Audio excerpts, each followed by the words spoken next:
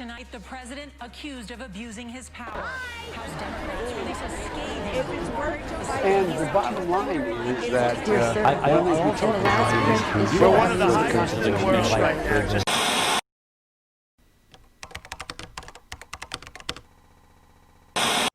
Social media, hundreds of platforms, millions of users, and a growing influence on today's society. Since its beginning, social media has been a platform for online journalism, and its continued development has allowed for the growth of thousands of different communities. From fandoms to sports teams to support hotlines, social media has helped the world connect in ways previously unimaginable. But there is a downside to all this connection. As more and more people gain the ability to say whatever they want on social media, they also gain the ability to spread fake news and information. Since the founding of America, we as a nation have been dedicated to free speech and a free press, and social media has only furthered this liberty. And because of its use of confirmation bias, its promotion of hate, and its influence on the 2020 election, social media should be addressed by candidates as an important influence on public opinion. Candidates now and in the future should learn to better address social media as a news platform, because as their networks grow, so does their power to spread lies and polarize the American public. Candidates who use social media should learn to respect that the press is there to hold them accountable and is a tool of the American people, instead of harming the public's information intake and dividing them. So, for example, if you're looking at your phone, while you're doing that, there are a whole bunch of other things that you're not thinking about. And those things might be important. Those things might be an important aspect of your society that you're missing out on. So there's all this stuff out there that effectively distracts us from the things that it would behoove us to focus on if we want to function as a society.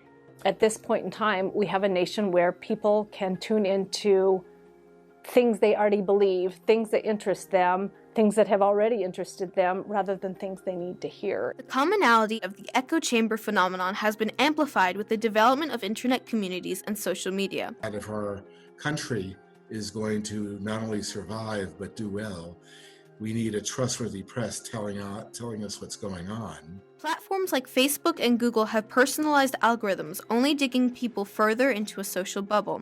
The way our brains work is that it remembers, our brains remember really key things. It remembers the first thing that it learns. This is really useful for avoiding things like falling off a cliff, or getting sucked into a tornado, or being eaten by a tiger. It's not so good when we're looking at news, because we latch onto that first thing and it sticks in our heads. And we tend to judge every subsequent piece of information based on that first thing. Because our brains are constantly judging information based on first impressions, the average viewers are easily confused by ideas that are important to political discussion. You have to get really comfortable with the idea that there are basic facts out there and that they're based on the consensus of experts, and that those basic facts do change, but that there is such a thing as expertise, and it's not perfect, but it's how we know things. It's how we know facts. With social media especially, information is often filtered through and may be distorted. This makes reliable sourcing and fact-checking even more important. There's a somewhat reduced number of actual journalists out looking for information, as opposed to sort of the commentariat who are just blabbing about stuff. And politicians, because they're in the public eye and there are a lot of people they can offend and there are a lot of people whose votes they need, tended to be very careful about what they said. And one of the great things about Donald Trump is that he just completely threw that out the window.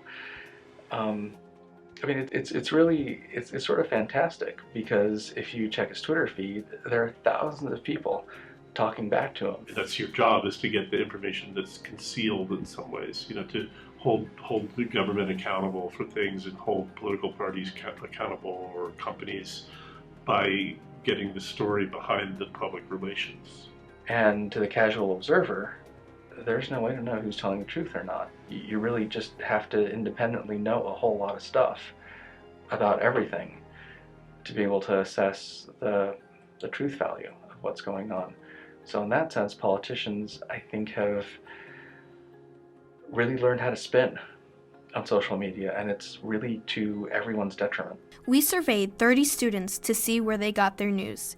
53.3% of them got at least some of their news from social media. They will start voting in 2024 and continue to vote as social media grows. My sense is that I see so much intense organizing in opposition to Donald Trump that it seems like social media will work to the benefit of whoever Donald Trump's challenger is going to be.